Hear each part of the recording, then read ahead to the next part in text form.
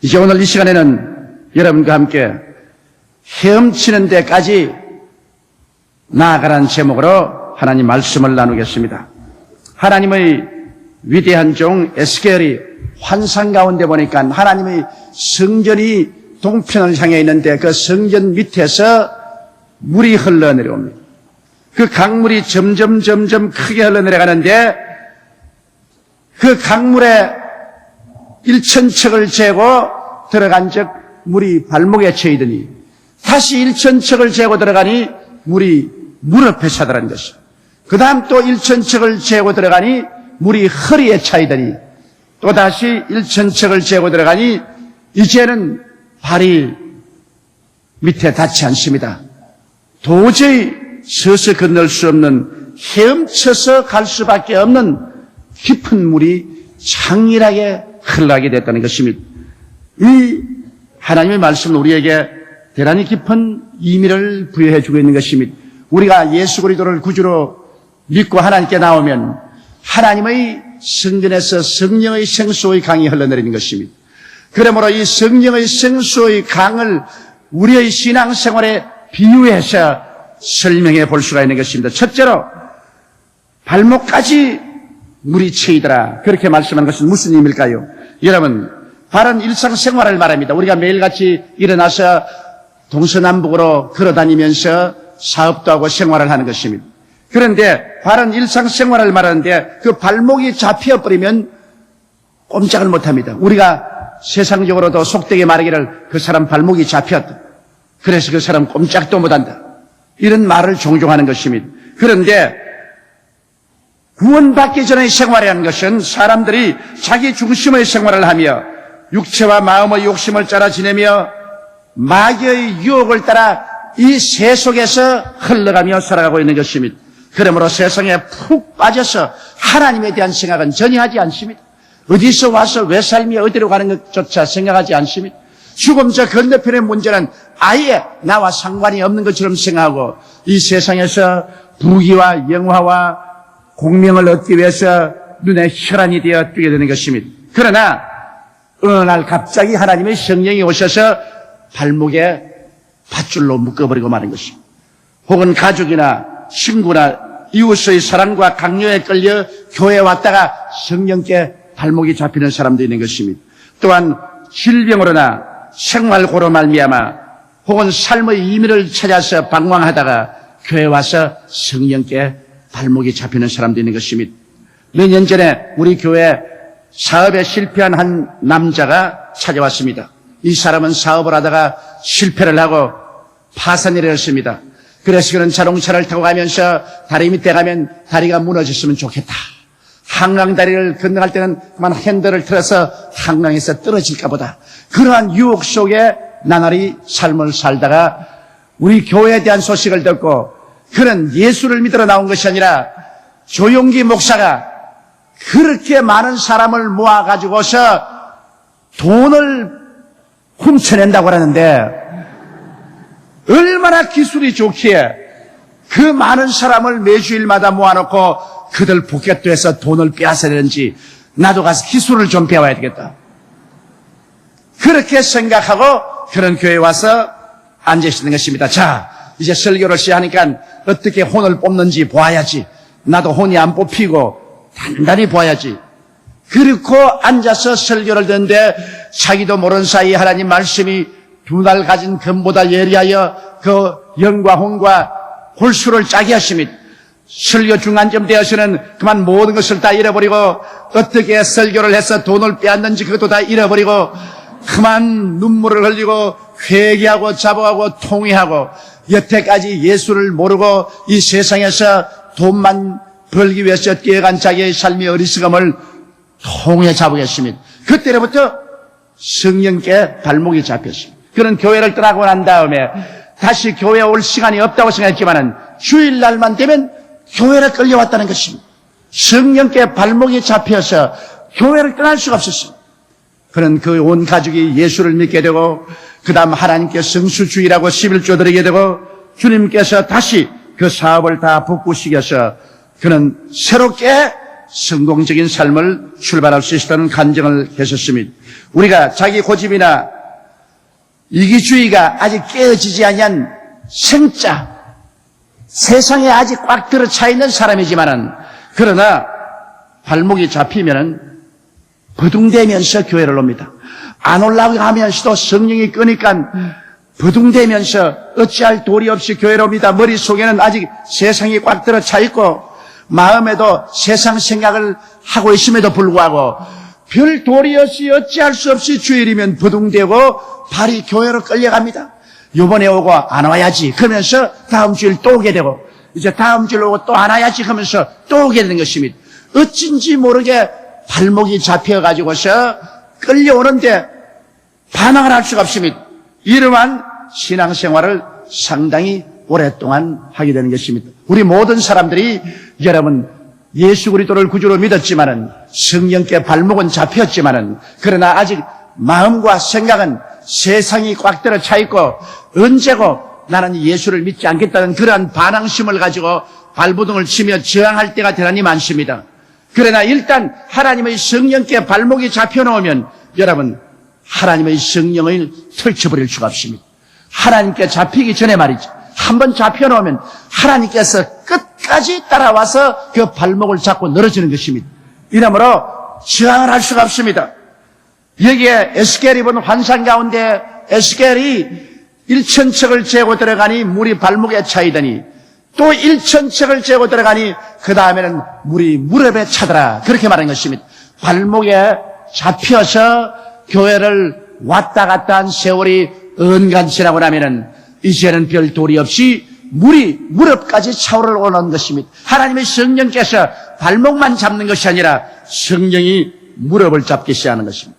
무릎을 잡는다는 것은 꿇어 엎드려서 항복하게 된다는 것입니다. 별 도리 없이 하나님 성령이 무릎을 잡고 하나님 앞에 꿇어 앉게 만들어주는 것입니다. 그 생애를 하나님 앞에 항복하게 만들어주는 것입니다. 여러분, 아브라함을 보십시오. 아브라함은 75세 때 하나님의 영광을 바라보고 그 발목이 잡혔습니다. 그래서 하나님이 끄는 대로 그 전토 친척 아비 집을 떠나 그 아내와 함께 가나안 땅에서 갔습니다. 그러나 그의 머리와 마음속의 생각은 아직 세상으로 꽉 들어차 있습니다. 그렇기 때문에 성령께 발목이 잡혔으나 언제나 자기 고집대로 버둥댔습니다. 그래서 가나안에 가서 어려움이 다가오니까 성령이 시키지도 않는데도 불구하고 그 아내와 조카 롯을 데리고 애굽으로 내려가서 자기 생각대로 애굽에서 잘 살려고 하다가 수치와 곤욕을 당했었습니다. 그 다음 또 회개하고 가나안에 들어와서는 자식을 낳기 위해서 첩을 얻어가지고서 가정에 큰 분란을 가져오고 많은 시련과 고통을 가져왔습니다. 그는 75세에 하나님께 발목이 잡혔으나 그가 완전히 무릎을 꿇은 데는 25년의 세월이 걸렸습니다. 나이가 100살이 됐을 때는 성령께 완전히 무릎이 잡혀서 무릎을 꿇었습니다. 100살에 낳은 아들 이삭을 모리아산에 제물로 바치라고 말할 때 이제는 자기의 인간적인 생각이나 고집을 부리지 않았습니다. 완전히 하나님 앞에 무릎을 꿇었습니다. 살든지 죽든지 흥하든지 망하든지 승하든지 쇠하든지 하나님 뜻대로 하시옵소서. 그 아들을 데리고 모리아산에 제물로 바치러 올라가는 정도로 항복해버린 무릎을 꾼 사람이 되고 말한 것입니다. 이삭 같은 사람은 순식간에 무릎을 꿇었습니다. 그는 발목이 잡히고 무릎을 꿇는 그 시간이 길게 걸리지 않았습니다. 모리아산에 올라가서 아버지가 제단을 쌓고 너를 잡아 제물을 드리라고 할 때 그는 조금도 반항하지 않고 발부동 치지 않고 주께서 나를 제물로 원하시면 이 시간에 제물로 받으시옵소서 즉시로 무릎을 꿇었습니다. 그러나 이삭의 아들 야곱은 무릎을 꿇는데 20여 년이 걸렸습니다. 그는 하나님께 발목이 잡혔습니다만 자기의 인간의 지혜나 수단이나 방법으로 살려고 했습니다. 그래서 팥죽 한 그릇으로 형 에서에게 장자의 명분을 빼앗고 그 다음에는 또 아버지가 눈이 어두운 것을 기화로 해서 형의 옷을 입고 양을 잡아서 털로 형처럼 부슬부슬하게 양가죽을 붙여서 아버지를 속여서 형에게 줄 장자의 축복을 다 받고 그 때문에 형이 죽이려고 하며 외아저씨 집으로 달아나고 외아저씨를 또 속이고 외아저씨에게 속고 하는 세월을 20여 년 걸렸었습니다. 그래서 발목은 잡혔으나 인간의 수단과 방법으로 자기 고집으로 사는 야곱이었지만은 고향으로 돌아가다가 야복 강가에서 그는 형이 400인의 군대를 거느리고 자기를 죽이러 온다는 소식을 듣고 창자가 녹는 고통을 겪었습니다. 전진도 후퇴도 못할 그 어려운 고비에서 야복 나루터에서 그는 몸부림을 치며 기도하다가 하나님 앞에 완전히 무릎을 꿇고 말했습니다. 살든지 죽든지 주님께 나의 모든 삶을 다 내어 맡깁니다. 무릎을 꿇고 난 다음에는 하나님이 그를 인도해서 형과 화해를 얻게 하시고 그 다음에는 승승장구하여서 할 수 있는 길을 열어준 것입니다. 물이 발목까지 찼습니다. 그 다음에는 물이 무릎까지 찼습니다. 거기에서 또 1,000척을 재고 들어가니까 물이 허리까지 찼습니다. 이 허리까지 찼다는 것은 무슨 의미인 것입니까? 여러분, 허리는 바로 우리 힘을 말합니다. 허리를 다치면 사람은 일어나지도 못하고 앉지도 못하고 아무것도 못합니다. 사람의 힘은 허리에서 나오는 것입니다. 허리가 튼튼하면 무거운 짐도 들 수가 있고 무거운 짐도 어깨에 걸머질 수 있고 활발하게 살아갈 수 있습니다. 허리를 다치면 그 사람은 아무 일도 할 수 없는 것입니다. 우리의 허리에 찼다는 것은 하나님의 성령이 이제는 우리 허리를 붙잡아. 이제는 이 사람은 하나님의 성령을 의지해서 인생을 살아가게 되었다는 것입니다. 이제는 인간의 지혜나 수단을 최고로 알고 그것을 힘입어 살았을 때는 깨어지지 않았지만은 깨어지고 난 다음 하나님께 항복하고 난 다음에는 하나님을 나의 생명의 힘으로 삼고 이제 사는 것입니다. 이제는 인간의 수단과 방법과 인간의 노력을 의지하지 않습니다. 눈에는 아무 증거 안 보이고 귀에는 아무 소리 안 들리고 손에는 잡히는 것 없어도 마음을 다하고 뜻을 다하고 정성을 다하고 생명을 다하여 하나님께만 의지하는 것입니다. 의지하세요, 의지하세요, 고르시하세요. 구하겠네, 구하겠네, 곧 구하시네. 하나님께 전폭적으로 의지합니다. 그래서 하나님을 의지하고 만사를 제껴놓고 아무리 바빠도 주일날 교회에 나와서 하나님께 성수주의라고, 아무리 어려워도 11조는 떼서 주님께 반드시 드리고 하나님의 계명을 지키고 그리고 오중복음과 삼중축복을 믿고 의지하며 강한 신념으로 하나님을 붙잡고 사는 삶이 되는 것입니다. 바로 허리까지 물이 찬 사람은 이제는 하나님을 붙잡고 삽니다. 어려운 일이 다가올 때도 인간의 수단과 방법으로 해결하려고 하지 않고 당장 보따리 싸고 오살리 기도원으로 가든지 새벽 기도에 나오든지 철회하든지 하나님께 부르짖습니다. 사람에게 의지하지 않습니다. 돈이 없을 때라도, 사람의 도움이 없을지라도, 가정에 문제가 생겼을지라도, 사업에 문제가 생겼을지라도 이 사람은 이제 인간의 수단을 의지하지 않고 하나님께 의지하고 주님께 부르짖어 기도하는 것입니다. 바로 하나님께서 그 허리를 붙잡아 주시는 것입니다. 주의 능력을 의지해서 그는 의롭게 살 수 있고, 주의 능력을 의지해서 거룩한 삶을 살 수 있고, 주의 능력을 의지해서 모든 질병을 이기고 건강한 삶을 살 수 있고, 주의 능력을 의지해서 생활의 모든 가난을 척결하고 저주를 척결하고 살게 되며, 주님의 능력을 의지해서 사망을 이기고 영원한 천국의 영광을 바라볼 수 있게 되는 것입니다.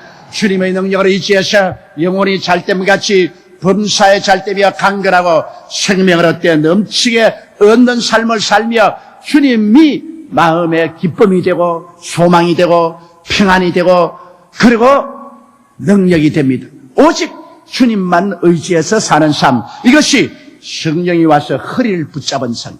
성령이 허리를 붙잡으면 이제는 하나님의 능력을 의지해서 살게 되는 것입니다. 이 사람은 반드시 하늘나라의 능력으로 인생을 살게 되는 것입니다. 그러나 거기에서 또 천척을 되돌아가니까 이제는 물이 너무 많아서 발이 땅에 닿지 않습니다. 물에 두둥실 쳐서 이제는 물 위에 헤엄을 치게 된 것입니다. 이 삶은 무슨 삶이냐 하면은 이제는 전적으로 하나님의 은혜에 의지해서 사는 것입니다.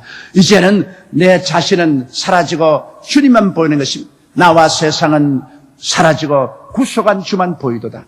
이젠 주님만 의지하고 주의 은혜와 능력에 의지하고 하나님의 은혜의 물 위에서 헤엄을 치는 것입니다. 이것은 마치 시편 23편을 보는 것 같습니다. 이제 하나님이 완전히 나의 목자가 됩니다.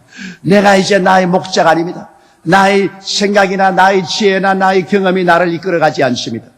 이제 완전히 주님이 나의 목자가 되는 것입니다. 그래서 예수님께서 우리를 갈보리 십자가 밑에서 구원해 주시고 난 다음에 주님께서 그 십자가 밑에서 푸른 초장을 만들어 주시고 그 십자가 밑에서 생수를 마시게 해주시고 그 십자가를 통해서 우리 영혼을 소생시켜 주시옵시고 그 십자가를 통해서 우리가 의의 길로 걸어갈 수 있게 해주는 것을 전적으로 의지하고 그 은혜에 헤엄칩니다.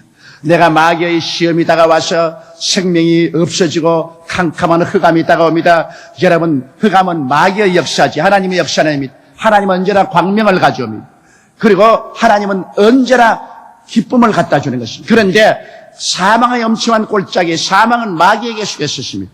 그래서 마귀가 우리에게 시험을 갖다 걸어서 개인에게 시험이 다가오고 가정에 시험이 다가오고 생활에 시험이 다가와서 사망의 세력이 와서 파괴되고 시험의 골짜기를 지날 때라도 이제는 인간의 힘으로 발버둥치지 않습니다. 은혜의 강에서 헤엄칩니다.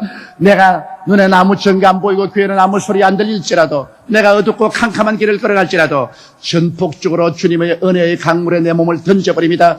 그러면 우리는 한 가지 합니다. 주님께서 나의 목자이심으로 이 캄캄한 골짜기에도 같이 하여 주셔서 지팡이와 막대기로 나를 안위하여 주시옵시고 마귀가 아무리 공격을 해도 해를 받지 아니하고 결국에는 승리로 나올 것을 확실히 알고 이지해버린 것입니다. 그리고 죽음이 나를 다가와도 내가 은혜의 물에 헤엄치는 것은 주께서 나를 책임지고 손을 잡고 이끌어서 우리 아버지 야훼의 집에 들어가서 영원히 그 속에서 살게 만들어 주시는 것입니다. 이러므로 이 땅의 삶보다도 영원한 미래의 삶이 더 희망차고 좋은 것입니다. 눈물과 근심과 탄식과 이별하는 것이나 고가는 것이나 앓는 것이나 죽는 것이 없는 세상에서 약한 몸이 강한 몸으로 추한 몸이 영화로운 몸으로 육의 몸이 신령한 몸으로 연노한 몸이 젊은 몸으로 변화되어서 썩지 않고 더럽지 않고 쇠하지 않은 영원한 세계를 상속으로 받아 영원히 살게 됐을 것입니다. 저는 이번에 인도에서 느낀 것이 있습니다. 너무나 사람들이 가난하고 헐벗고 굶주립니다. 하루에 돈 1,000원 가지고서 사는 그런 삶인 것입니다. 그러니까 사는 생활이 막지하기입니다. 자, 집이 있나, 옷을 잘 입었나, 음식을 잘 먹냐, 내일의 희망이 있느냐. 인간적으로 볼 때 도저히 무엇 때문에 사는지 알 수가 없습니다. 사는 의미가 없어요. 그런데 힌두교를 믿고 막 힌두의 절을, 이슬람을 믿고 막 지납니다. 그런데 힌두 신과 이슬람의 신이 오늘날 대대로 이어 살아오면서 그들에게 준 것은 무엇입니까? 가난과 슬픔과 질병과 고통과 절망밖에 준 것이 없습니다. 힌두의 신이 살아있다면, 이슬람의 신이 살아있다면 자기의 백성들을 그처럼 비참하게 만들 수가 없습니다. 그런데 우리가 예수 그리스도의 복음을 전가하고 천국을 전가하고 희망을 전가하니까 그들이 와서 하는 말이 우리 힌두에도 그런 것이 있다. 이슬람에도 꼭 같다고 그럽니다. 그러나 예수 그리스도의 복음을 듣고 실제로 귀신이 소리치며 나가고 장님이 눈을 뜨고 귀머거리가 듣고 줄눈바리가 일어나서 뛰기 시작하고 하니까 눈이 휘둥그러집니다. 그들 한 말이 우리 힌두교회는 이런 게 없는데 이슬람에서는 이런 것이 없는데 어떻게 예수 그리스도의 신앙 안에는 이런 역사가 있느냐? 그러면 우리가 간단히 말했습니다. 힌두는 죽은 종교예요. 이슬람도 인간이 세운 죽은 종교예요. 예수 그리스도는 하나님의 아들이죠. 그는 하늘에서 오셔서 이 땅에서 우리 위하여 십자가를 짊어지고 몸짓고 피를 흘려 우리 인류를 구원하시고 부활하셔 지금도 살아계시고 성령을 통해서 이런 기사와 이적을 행하셔서 당신을 회개하십니다. 그러니까 두말하지 않고 회개합니다. 무릎을 꿇어서 회개하고 예수를 믿고 기뻐 뛰면서 예수님만이 어제나 오늘나 영원토록 동일하시다. 예수님만이 구주시라고 외치기 시작하는 것입니다. 여러분 진실로 우리 주 예수 그리스도 안에 들어와서 그리스도의 은혜에 헤엄치기 시작하면 우리 주님께서 우리의 목자가 되셔서 처음부터 끝까지 책임지고 이끌어 주시는 것입니다. 이러므로 여러분 가운데는 이미 성령께 발목이 잡힌 사람도 있고 살아오다가 벌버둥 치다가 도저히 안 되어서 무릎을 꿇어 항복한 사람도 있고 그 다음은 성령의 능력에 의지해서 하나님의 능력을 허리로 삼고 권세와 능력으로 사는 사람도 있고 여러분의 신앙은 최고의 신앙에 들어가서 이제는 모든 것을 주께 맡기고 주님의 은혜의 강에 헤엄치는 사람도 있는 것입니다. 살든지 죽든지 흥하든지 망하든지 성하든지 쇠하든지 이거 관념하지 않고 좋으신 우리 하나님 목자 되신 예수께 모든 것을 맡겨버리고 언제나 불평하지 아니하고 긍정적이고 창조적이며 생산적인 마음을 가지고 주님께 믿음을 고백하고 감사하고 찬송하면서 어두울 때도 밝을 때도 답답할 때도 시원할 때도 공격을 받을 때도 평안할 때도 그런 것으로 관여하지 않고 주님을 찬미하며 감사하며 주님께 전적으로 의지하고 나가는 사람들도 많이 있는 것입니다. 이러한 사람은 주님께서 완전히 책임을 지는 것입니다. 그래서 끝까지 주님이 인도하셔서 천국까지 올라가게 만들어주는 것입니다. 그러므로 우리 모두 다 헤엄치는 물까지 나아가는 여러분 되시기를 주의 이름으로 축원합니다. 영과 마음과 몸과 생활 전체를 완전히 맡겨버리고 주님을 의지해서 찬미하며 살아가는 이러한 신앙생활 속에 들어가는 여러분 되시기를 주님 이름으로 축원합니다. 우리 다 같이 고개 숙여 기도드리겠습니다. 전능하시고 거룩하신 하나님 우리 아버지요, 우리를 성령의 능력으로 붙잡아 주셔서 우리의 신앙이 자꾸 자라서 더 풍성하고 넘치는 성령의 바다 속으로 이끌어 주심을 생각할 때 감사드리옵나이다. 하나님 우리 아버지여, 우리의 발목을 잡으셨으면 무릎을 꿇게 하여 주시옵소서. 무릎을 꿇었으면 허리를 붙잡아 우리의 힘이 되어 주시옵시고, 허리가 붙잡혔으면 이제는 은혜의 강물에 일생을 내어 맡겨 헤엄치고 살아가게 도와주시옵소서. 우리 주 예수님 이름으로 기도드리옵나이다. 아멘.